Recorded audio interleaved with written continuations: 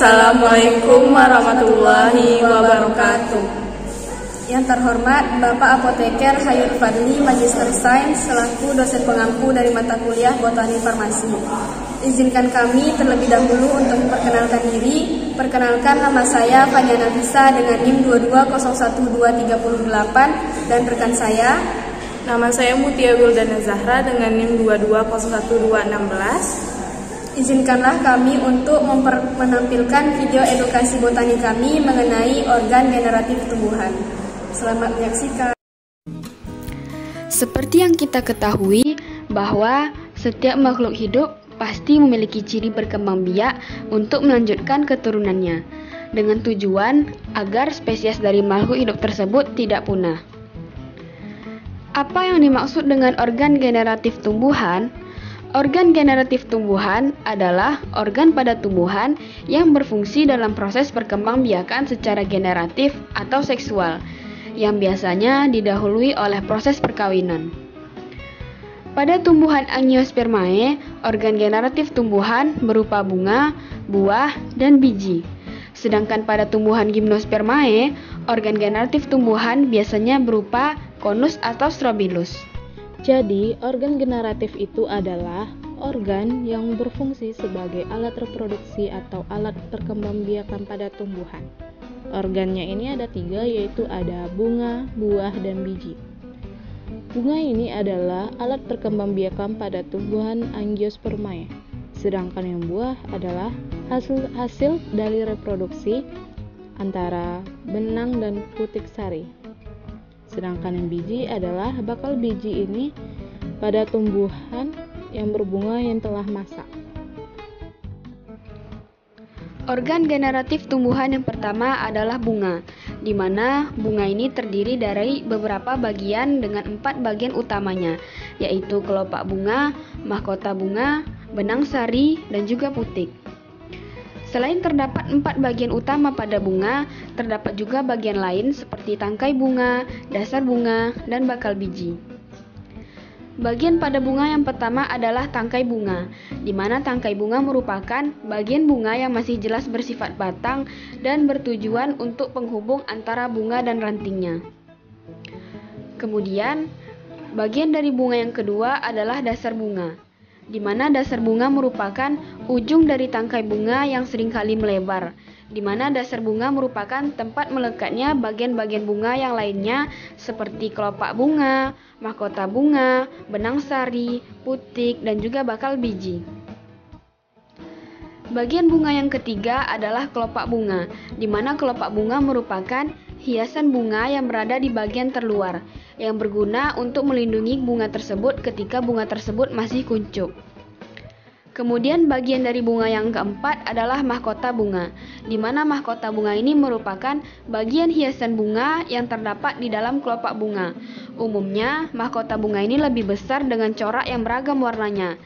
Kemudian, mahkota tersusun dari beberapa daun mahkota yang disebut dengan petal, di mana ketika petal bunga tersebut bebas disebut dengan polypetalos, dan ketika petal bunga tersebut menyatu disebut dengan gamepetalos. Tujuan dari mahkota ini berwarna-warni adalah untuk menarik perhatian serangga yang berperan dalam proses penyerbukan pada bunga. Kemudian bagian bunga yang kelima itu adalah benang sari, di mana benang sari merupakan alat kelamin jantan pada bunga yang terdiri dari tangkai sari, kepala sari, dan penghubung antar benang sarinya. Kemudian pada benang sari terdapat benang sari fertil dan benang sari steril, di mana benang sari fertil adalah benang sari yang tidak dapat menghasilkan polen atau serbuk sarinya. Sedangkan benang sari steril adalah benang sari yang dapat menghasilkan serbuk sarinya, di mana polen ini berguna untuk proses perkembangbiakannya pada benang sari fertil. Kemudian ada putik sebagai alat kelamin betina pada bunga, di mana putik terdiri dari kepala putik, tangkai putik, dan bakal buahnya. Kemudian bagian pada bunga yang terakhir itu adalah bakal biji, di mana bakal biji ini adalah bagian yang akan membantu perkembangbiakan bunga sebagai tempat pertemuan. Selanjutnya, pembagian bunga ini ada 3, yaitu berdasarkan alat kelamin. Bunga sempurna ini alat kelaminnya yaitu lengkap, ada benang sari dan putik. Sedangkan yang bunga jantan ini dia memiliki hanya satu alat kelamin yaitu benang sari. Bunga betina ini juga memiliki alat kelamin betina yaitu putik. Bunga jantan dan bunga betina ini dia tidak sempurna karena dia memiliki satu alat kelamin.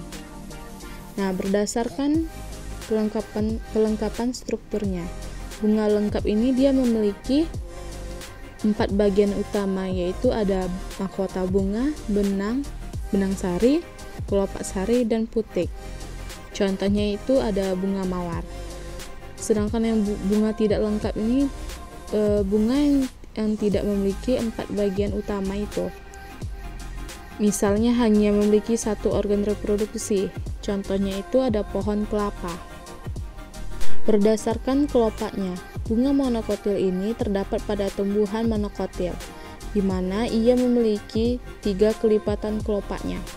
Sedangkan bunga dikotil terdapat pada tumbuhan dikotil, di mana ia memiliki kelopaknya 2-5 kelopak. Yang kedua ada buah, di mana daging buah ini berfungsi sebagai tempat menyimpan cadangan makanan. Sedangkan yang biji ini berfungsi sebagai membantu kelangsungan hidup tumbuhan tersebut. Sedangkan yang kulit ini, lapisan paling luar, berfungsi sebagai pelindung daging buah. Yang ketiga ada biji, di mana biji ini terbagi menjadi 2, yaitu ada monokotil dan dikotil. Struktur biji dari tumbuhan dikotil dan monokotil yang pertama adalah plumula, di mana plumula merupakan poros embrio yang akan tumbuh ke atas menjadi daun pertama. Kemudian struktur biji yang kedua adalah radikula, di mana radikula merupakan poros embrio yang akan tumbuh ke bawah dan menjadi akar primer. Kemudian struktur biji yang ketiga adalah kotiledon, di mana kotiledon merupakan keping biji pada suatu tanaman. Pada tumbuhan monokotil terdapat 1 kotiledon dan pada tumbuhan dikotil terdapat 2 kotiledon.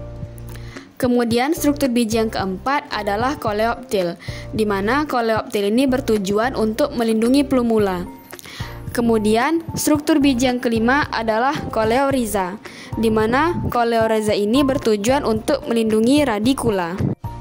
Struktur biji yang keenam adalah kulit biji, di mana kulit biji merupakan bagian terluar dan melapisi seluruh bagian biji. Kemudian, struktur biji berikutnya adalah endosperma. Endosperma merupakan struktur pada biji yang berisi cadangan makanan. Struktur biji yang ke-8 adalah epikotil, di mana epikotil adalah batang penghubung antara kotiledon dengan plumula. Kemudian struktur biji yang ke-9 adalah hipokotil, di mana hipokotil bertujuan untuk penghubung antara kotiledon dengan radikula pada biji tersebut sebelum radikulanya tumbuh menjadi akar primer. Kemudian struktur biji yang terakhir itu adalah jaringan buah, di mana jaringan buah ini berfungsi sebagai pelindung biji yang akan tumbuh.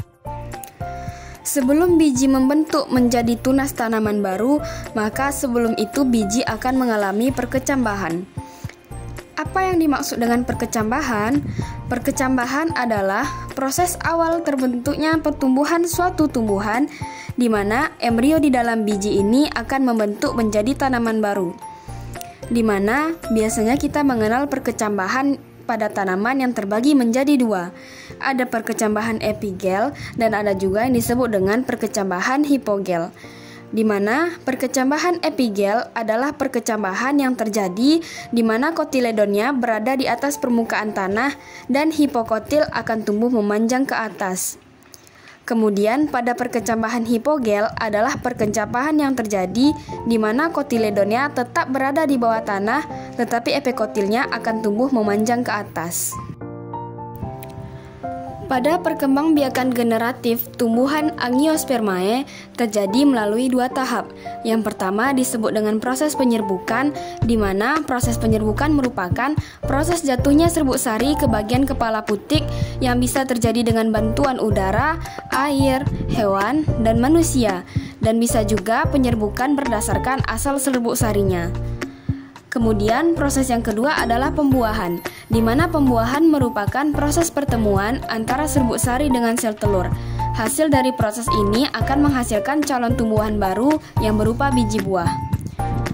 Pada tumbuhan Angiospermae terdapat 2 jenis penyerbukan, yaitu penyerbukan berdasarkan asal serbuk sarinya dan penyerbukan berdasarkan perantara, di mana penyerbukan berdasarkan asal serbuk sarinya terbagi menjadi 4. Pertama, ada penyerbukan autogami atau penyerbukan sendiri, di mana penyerbukan autogami merupakan proses penyerbukan yang terjadi di mana serbuk sari dari kepala sarinya akan jatuh di atas kepala putik dari bunga itu sendiri. Yang kedua, ada penyerbukan geitonogami atau penyerbukan tetangga, di mana penyerbukan geitonogami merupakan penyerbukan yang terjadi ketika serbuk sari dari satu bunga jatuh di atas kepala putik bunga lain namun masih dalam satu tanaman. Yang ketiga, ada yang disebut dengan penyerbukan alogami atau penyerbukan silang, di mana penyerbukan alogami atau penyerbukan silang merupakan proses penyerbukan serbuk sarinya jatuh di atas kepala putik tumbuhan yang berbeda namun masih dalam golongan satu jenis tumbuhan. Yang keempat, ada yang disebut dengan penyerbukan hibrid atau penyerbukan bastar, di mana penyerbukan hibrid merupakan proses penyerbukan yang serbuk sari dari bunga tersebut akan jatuh di kepala putik bunga lain yang berbeda jenisnya. Penyerbukan berdasarkan perantara terbagi menjadi 4, yaitu ada anermogami, penyerbukan dengan bantuan angin. Biasanya, penyerbukan dengan bantuan angin ini terjadi pada tumbuhan yang serbuk sarinya ringan dan mahkotanya kecil, misalnya itu jagung. Yang kedua ada zoidiogami, penyerbukan dengan bantuan hewan. Biasanya, penyerbukan ini terjadi pada tumbuhan menghasilkan madu dan bunga yang mengeluarkan aroma, misalnya itu durian. Yang ketiga ada hidrogami, penyerbukan dengan bantuan air.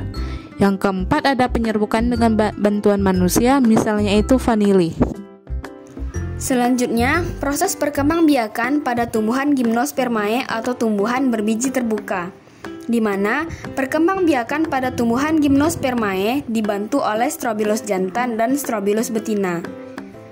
Strobilus jantan pada tumbuhan Gymnospermae akan menghasilkan mikrosporangium, yang mana di dalam mikrosporangium terdapat sel induk mikrospora.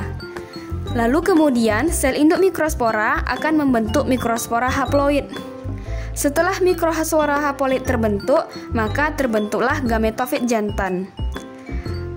Kemudian gametofit jantan akan menghasilkan serbuk sari. Serbuk sari ini kemudian akan berkembang menjadi bulu serbuk sari. Setelah itu, bulu serbuk sari akan membentuk spermatozoid. Pada Strobilus betina yang terdiri dari megasporangium, di mana di dalam megasporangium tersebut terdapat sel induk megaspora. Lalu kemudian sel induk megaspora akan membentuk megaspora haploid. Setelah megaspora haploid, maka megaspora haploid akan membentuk gametofit betina. Gametofit betina akan membentuk sel telur.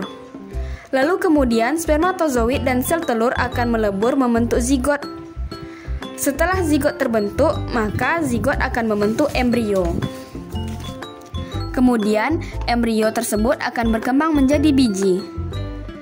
Biji pada tanaman Gymnospermae akan tumbuh menjadi tumbuhan Gymnospermae, di mana untuk mempertahankan spesies dari tumbuhan Gymnospermae agar tidak punah, maka tumbuhan Gymnospermae akan melakukan perkembangbiakan seperti yang sudah terjadi sebelumnya, terus-menerus hingga tidak punah.